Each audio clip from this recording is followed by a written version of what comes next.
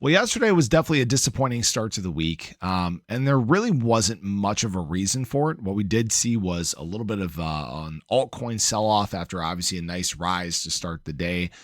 We did, in fact, see some liquidations take place. I want to talk about that with you guys because, again, right now, a lot of these shorts are just getting greedy and they're getting sucked in, which is great for us, especially when we talk about some of these upside moves that we're waiting to make. And right now, what we're doing across the space is some important retests apart from one asset. And this is actually very important. This follows history. This is exactly what leads us on some of these nice breakouts we're waiting for. So if you guys are new or haven't already, show your support for the channel down below. Hit that subscribe button, that bell. It's free to do. It'll keep you updated anytime there's new content live here on the channel. So I'm not going to say that yesterday was good. I'm not going to say that we had to have red or anything like that. We could have perfectly been green, but unfortunately we got a little bit of capitulation, a little bit of selling yesterday. And frankly, there's not much of a reason for it apart from the fact that, when we look at something like ADA, over the past week, we were up 20%. That tends to be the point where some people are taking short-term profit, and people can do whatever they want, but there's clearly a very large disconnect with what's going on in the crypto market. And the comments are showing that. I'm not saying everybody's this way, but some people clearly aren't paying attention. For example, Cardano is underperforming the general market. The trading volume is also significantly down and whales are selling off. But yeah, keep talking about golden crosses, my guy. $1.2 billion in daily trading volume. It's one of 13 assets outside of stables in the crypto market that is north of $1 billion in trading volume. So no, trading volume is not down. Actually, across the market, trading volume is significantly up, as well as ADA trading volume. And we just talked about whale accumulation yesterday. Actually, throughout 2025, whale holdings have been rising and rising and rising. Yes, there have been times that they've done some selling, but they've been on the accumulation for the most part. Okay. And I don't know why people are choosing to ignore this, and maybe just people are completely oblivious to what's taking place. And that's fine. There always need to be people that just have no clue what the hell is going on, because that is how people get stuck chasing assets. That is how people get sidelined. That is why we have all this capital that's still stuck on the sideline and hasn't flowed back into assets in the market. Because you need that, right? You need some sort of buying event. You need some sort of trigger. And we're seeing exactly this right now. Because while people are, taking profit on altcoins, which is fine, you can do whatever you want, we are actually seeing ETH make very crucial moves. Okay.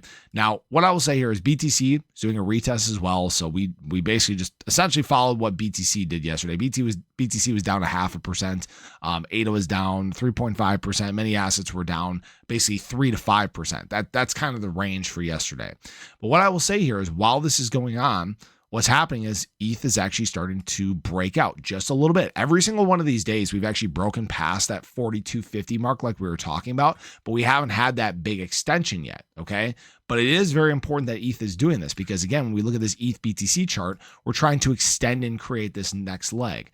Now, for those that aren't familiar with how these market cycles work, I want to reel everybody back in and remind them, okay? Phase one, Bitcoin, flows of money moving into Bitcoin causing price surges. That's what most of this market cycle has been so far. And what we've been dealing with is Ethereum struggling to keep up with BTC. Ethereum has been very much, we'll call it sucky. That's the technical term. It has very much sucked throughout most of this market cycle. That's not the case anymore. All right, hit new cycle highs. It's starting to break out. Guys, this is phase two. This is exactly, historically speaking, what we are doing. Ethereum is outperforming Bitcoin, and we hear talks of the flippening. While we're not hearing that quite yet, it is pretty significant what Ethereum is doing. And I want to remind everybody, this is where ADA performs its best. Phase three, large caps. Ethereum has been outperforming Bitcoin, and large caps are going parabolic. We're not doing that yet. All right. This is when we start to get into adoption. That is when, again, like I've said a million times, that is when ADA tends to perform its best. All right. This is what we're building towards. You build good fundamentals during this time. You see huge removal of supply from exchanges. You see whale accumulation. You see some retail capitulation, but it's mostly the hands or assets moving from the hands of the impatient to the hands of the patient. That's what we've been dealing with throughout this market cycle. And then people just basically get slapped in the face when you do one of those, right?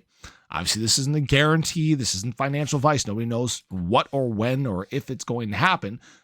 But on a fundamental level, it's sure looking like that is what's coming down the pipeline. All right. Now, that being said, shorts just are continuing to get greedy. We saw some liquidations on the long side yesterday. Again, like we talked about, longs had pushed up very close to price, and we got some liquidations down there. But look at how much has filled in here, right? This is hundreds of millions of dollars worth of ADA leverage filling in just above these prices, basically between here and 84 cents. And guys, once we break past 84 cents here, things are going to move pretty fast. Okay. We obviously saw that back here. This was actually kind of a little bit of a slow burn, but you guys remember that daily candle where ADA ran from, down in 84-cent range all the way up to about 94 cents. We're kind of entering that territory. And all we need is obviously just a little more confidence, a little bit more push from the market. And I still think that this week can give us that push, because obviously while yesterday alts bled and we saw some general, we'll call it weakness in the market, even though it wasn't really weak, it's just normal profit taking. What we are seeing is institutional players just slamming the buy button. Guys, this was Ethereum yesterday. $1.02 billion worth of ETH added by institutional players. It's the largest day we have ever seen. I said that this would be a large institutional week, and it has definitely started off that way. And at some point, people's eyes are going to open up. The people that are, again, on the sidelines are going to start reaccumulating, and prices are going to go. It's not a new thing. We've done this many times before, rinse and repeat, right? And then it's a question of, where does price stop? What's going to be our trigger for the week? Again, the big thing I will still point out is that we still have a CPI report tomorrow. We still have a PPI report the next day. The market's probably going to react very much to that.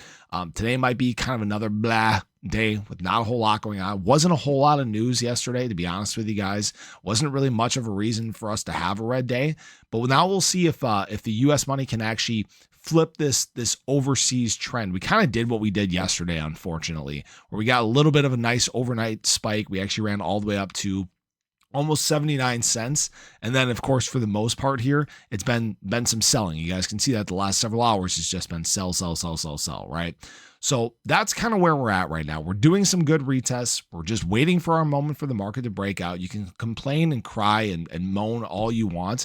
But the market doesn't care about your feelings. The charts don't care about your feelings. It's like I said, guys, crypto is easy, but it's hard, right? It's easy if you're just sitting, watching, and waiting. But this has very much been an elongated market cycle. Okay. And that's, again, why a lot of things are pointing towards 2026 being the year where things can really heat up. And traditionally, that would be our bear market cycle. So it's going to be kind of strange to watch how the fall takes place. I still think we're going to get kind of a shaking of the trees in October to see if people capitulate or not. But I think we still have some very good times leading into that. So I appreciate you guys. I hope you enjoyed the video. Let me know your thoughts below. But have a great day. Catch you guys in the next one. Take care.